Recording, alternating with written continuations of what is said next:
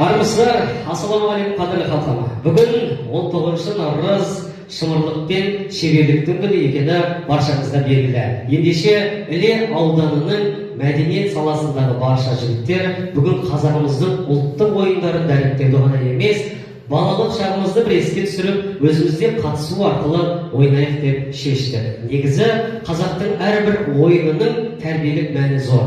Шымырлыққа ғана емес, ептілікке, мергендікке, ширақтыққа, сабырлыққа тәрбиелейді. Бүгінгі таңда біздің ойынға қатысуға жігіттер екі топқа бөлініп, сақадай сай, сіздердің қолдауларыңызбен ортаға шақырайық. Бірінші топ Алпамыс тобы жетекшісі Есенбеков Аликулла ағамыз. Алпамыс тобы ортада. Қолдап қойыңыздар. Ағаларымыз.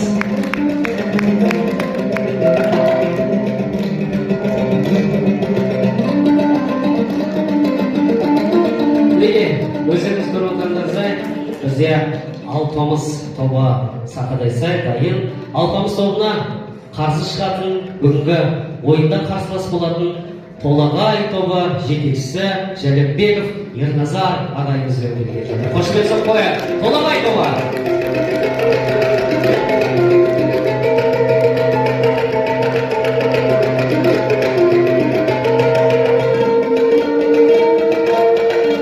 Бүгінгі таңда біздің жігіттер қауымын ағаларымызды шабыттандыруға, жігерлендіруге аруларымыз қолдау білдіріп келіп отыр. Қошемет соғып қойыңыздар, шабыттандырып қойыңыздар жігіттерді. Бүгінгі біздің болатын ұлттық ойындар асық ойыны, қол күрес, ләңгі және де арқан тартыс ойындарынан тұратын болады. Ең алғаш біздің ойнайтын ойынымыз асық ойыны. Әр топтан екі-екі жігіттен, асықты жақсы ойнайтын жігіттен іріктеліп шықсаңыздар, өз араларыңызда ақылдасып алыңыздар. Біз әзірге асық туралы кішігірім мағлұмат айтып өтейік. Асық ойыны туралы айтатын болсақ, күндізде түнде де ойналатын ойын. Күндізгісі мергендікке, түнгісі ептілікке баулиды. Иіргенде түскен қалпына қарай асық алшы, тәйке, бүк, шық деп, ал атуға арнап, арнайы қорғасын құйылып жасалған сақа, жақсылары оқ деп аталады. Асық ойынының құмар, тәйке, омбы, алшы хан және де қақпақыл тағы басқа түрлері болады. Сол асық ойынның бір түрін қазір бізге жігіттер көрсететін болады. Ал ақылдас болсақ, әр топтан, Алпамыс тобына және де Толағай тобына екі-екі жігіттен шықсын. Асықты жақсы игере білетін азаматтарға қолдау көрсетейік. Ал біз тамашалайық. Бүгінгі біздің ойынымыздың қорытындысын шығарып отыратын төреші ретінде Мерхат ағамыз. Төреші, бас төреші бүгінгі өзіңіз қадағалауыңызбен болсын. Мерхат Абкимов.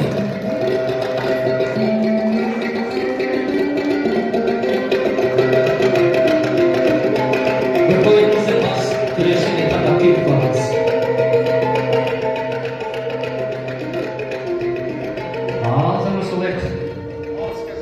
Алыс кетер, асық ойын бастаймыз.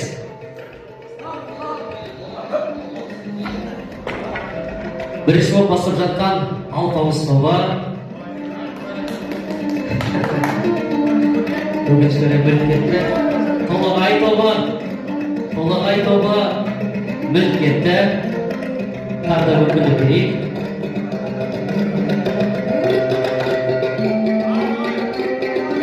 Алпамыс тобы. Аяқ деген ай. Әне! Әй! Алпамыс тобының жігіттері неге жарап тұр.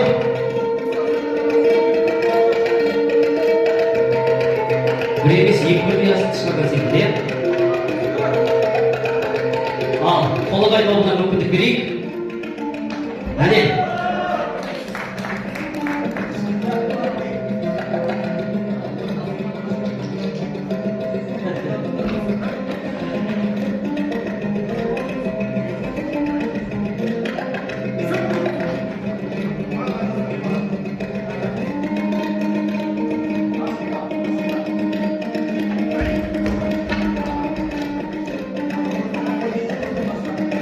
Шеңгерді баспаймыз.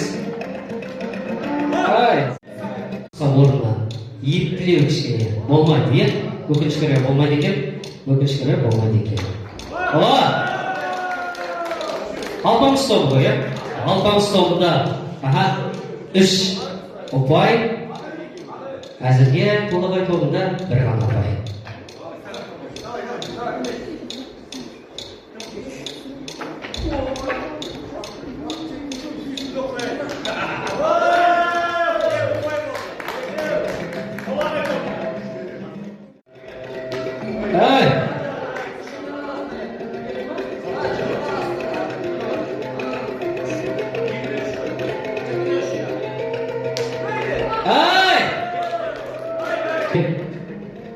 Ептілікке байланысты оның батыры. Міне!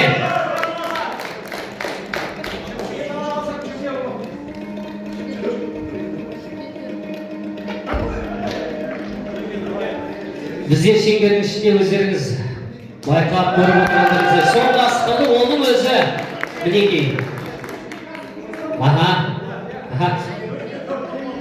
Бас төрешіні жігіттер сабыр сақтайық.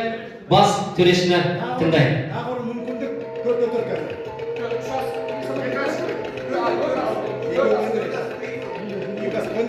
Екасы ортаға қоямыз.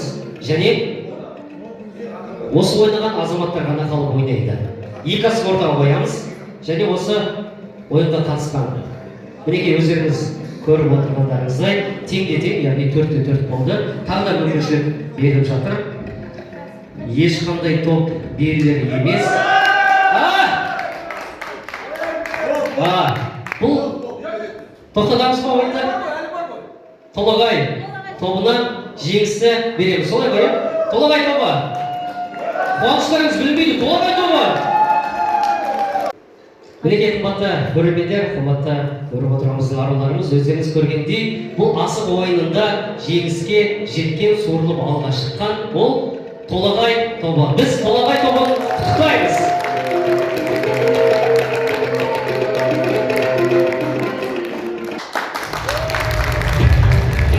Қымбатты көрермендер, біз ұлттық ойындарымызды ары қарай жалғастырамыз.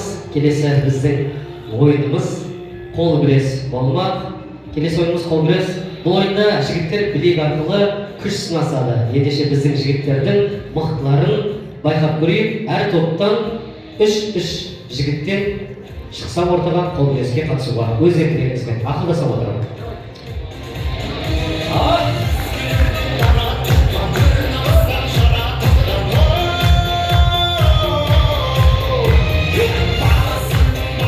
Көрермендеріміз еске саламыз. Алғашқы асық ойынынан суырылып алға шыққан Толағай тобы әзірге жалпы ұпай 1-0. Енді Алпамыс тобы есесін қайтаруға тырысады барынша. Қалай болатынын қазір біз тамашалай боламыз. Ал бас төреші Ердат Артемов ортада.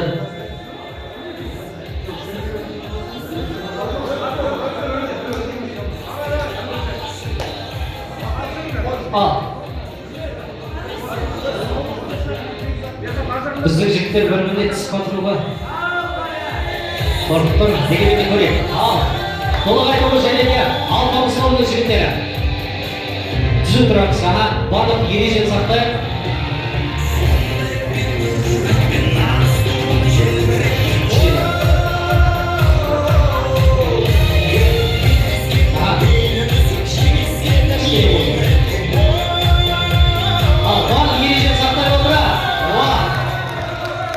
Келесі қатысушылар.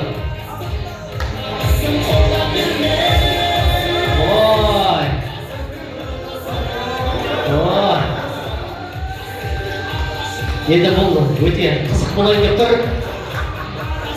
Бір жағынан тәжірибелі. Бұл жерде Толағай тобы тәжірибелі, Алпамыс тобы жас жалындап тұрған. Ал көрейік. Толағай тобы немесе Алпамыс тобы. Тәжірибе немесе жастық. Тәжірибе немесе жастық. Бұл жерде тәжірибенің аты тәжірибе. Жас болғанымен де.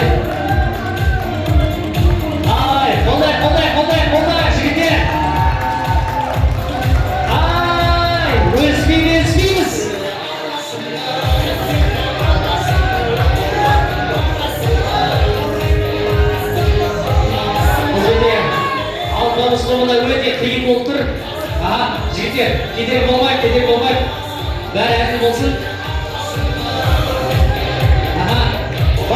ереже сақтайық, барлық ереже сақтайық.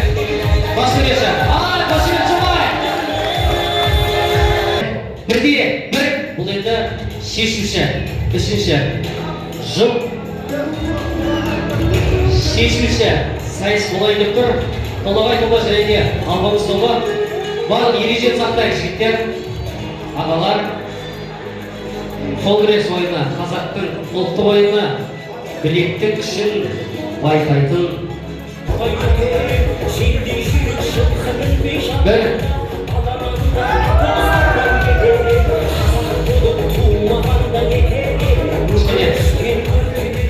Кішкене түсініспеушілік. Бар, әлі осы жігіттер, бұл бар болған ойын дегенде де түсіп тұрмыз. Өріспей, беріспейді біздің азаматтар, біздің жігіттер. Бірде бір ұпай саны.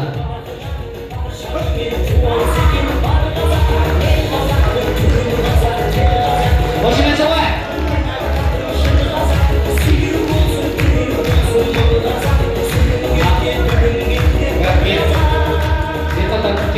Аға, қорытынды жеңіс алпамыс тобы. Алпамыс тобы!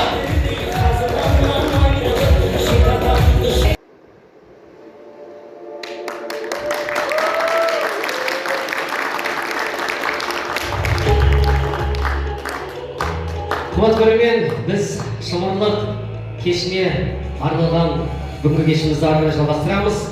Ұлттық ойындардан жарыс болып жатыр. Әзірге бізде екі жақтың ұпайы шатаспасам тең. Яғни алпамыс тобы, толағай тобы теңде тең. Ал бізде келесі ойнайтын ойынымыз қазақтың ұлттық ойыны ләңгі. Ләңгі қорғасынды терге тігіп немесе жабыстырып, аяқпен теуіп ойнайтын балалар ойыны. Бұл ойынды ойнап көрмеген бала жоқ шығар. Ауылда жердің шаңын шығарып тұрып, қалай жарыстыр емес пе? Сол керемет шақтың керемет көрінісін жасайық.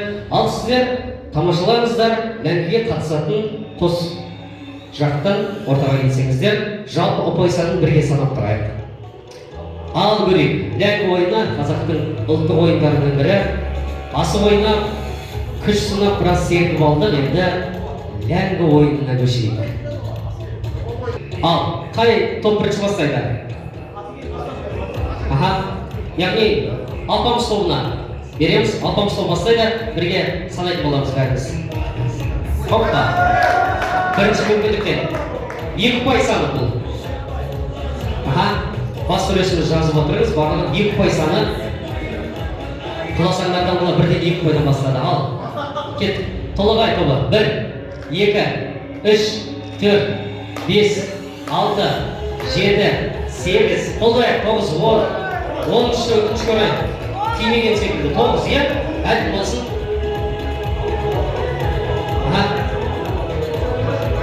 Жоқ, қалай сізге ыңғайлы солай. 1, 2, 3, 4, 5, 6, 7, 8, 9, 10, 11, 12, 13, 14, 15, 16, 17, қолдай. 18, 19, 20, 21, 22, 23, 24, 25, 26, 27, 28, 29, 30, 31, 32, 33, 34, 35, 36, 37, 38, 39, 40, 41, 42, 43, 44, 45, 46, 47, 48, 49, 50, 51, 52, 53, 54, 55, 56, 57.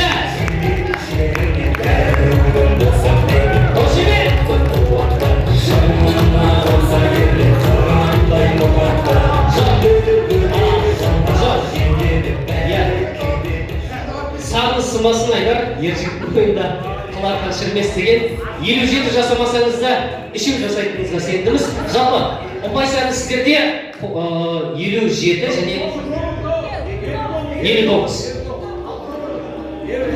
Қосқан кезде 59 жалпы ұпай саны. Жалпы ұпай саны 59-да 9. 51.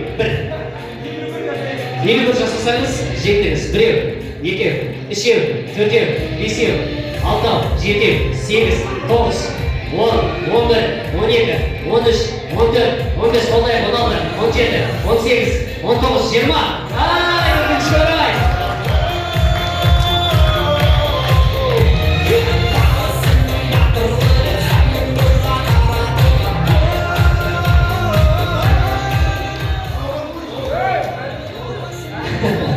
Жалпы ұпай саны 29-та 59, яғни Алпамыстау жеңді.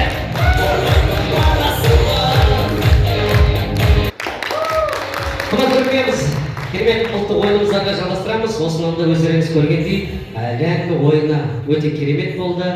Жігіттер баршамызды жігерлендірді. Сол үшін екі топқа да қошемет соққы қоюларыңызды сұраймыз.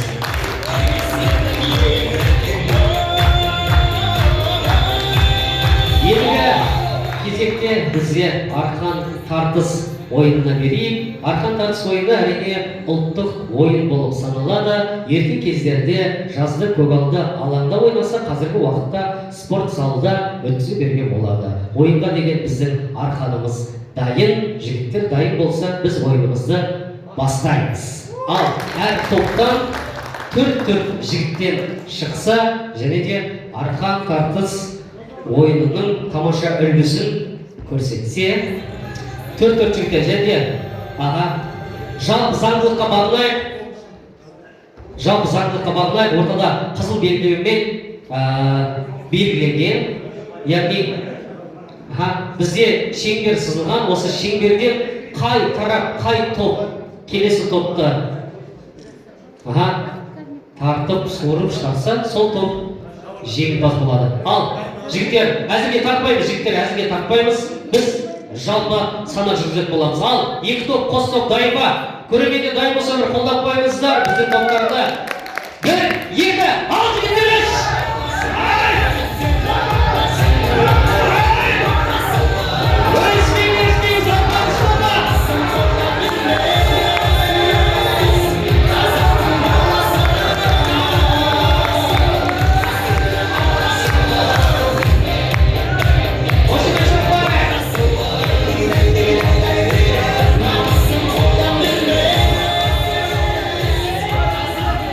Біздің мәдениет саласының жігіттері бұл қарапайым жай ойын екенін ұмытып кеткен секілді барлық күштерімен беріліп жүр. Айқара кездегі түрлерін көрсеңіздер, бәрімізге қорқынышты. Дегенмен де шынайы эмоцияны көріп жатырмыз. Енді бірден әзірге қымбатты достар, көрерменде біз ары қарай жалғастырамыз, тағы мүмкіндік береміз. Тағы да бір мүмкіндік. Әзірге Толағай тобы жаңа жеңген болатын. Енді кезекте Алпамыс тобына да суырып шығуға қазір мүмкіндік бар. Әзірге тартпаймыз жігіттер, ортақ санақ жүргіземіз. Қос жақтың жігіттері дайынбыз ба? Алпамыс тобы дайынбыз ғой? Көрермендер дайынбыз ғой? Қошемет соққы қояйық. 1, 2, 3, ал кеттік!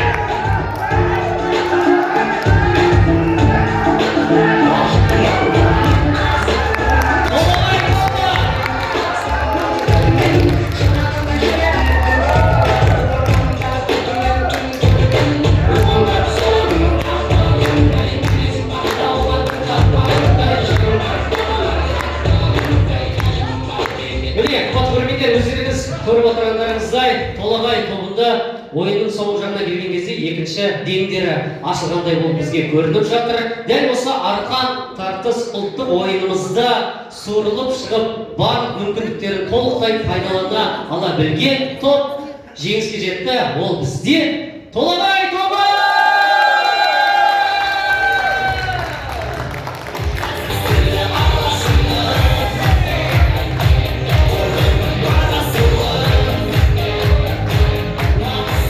Біргеді бүгінгі шымырлық күніне арналып ұйымдастырылған ойын жеңімпаздарына бір қошемет көрсетейік, және де марапаттау рәсіміне көшейік. Ол үшін ортамызға Қарлығаш Ұланқызын сіздердің қошеметтеріңізбен шақырайық.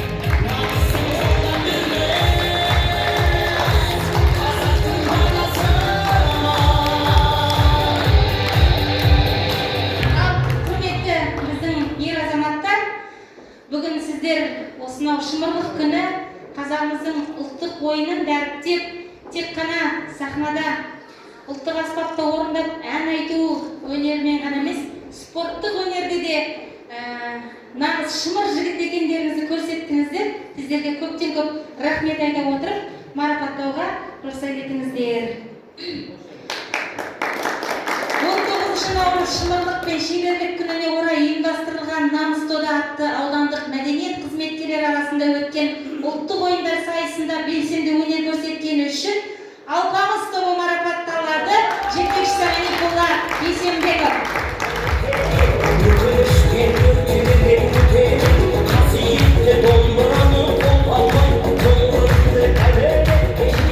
Ал енді бүгінгі сайыста спорттық ұлттық ойындар сайысында ерекше белсенділік танытып, өздерінің ұпайларымен басымдылық көрсеткен мерген тобы марапатталады.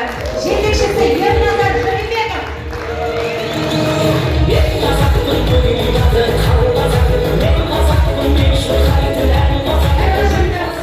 Салауатты өмір салтын ұстанып, шымырлық денсаулық кепілділігі дейді. Сондықтан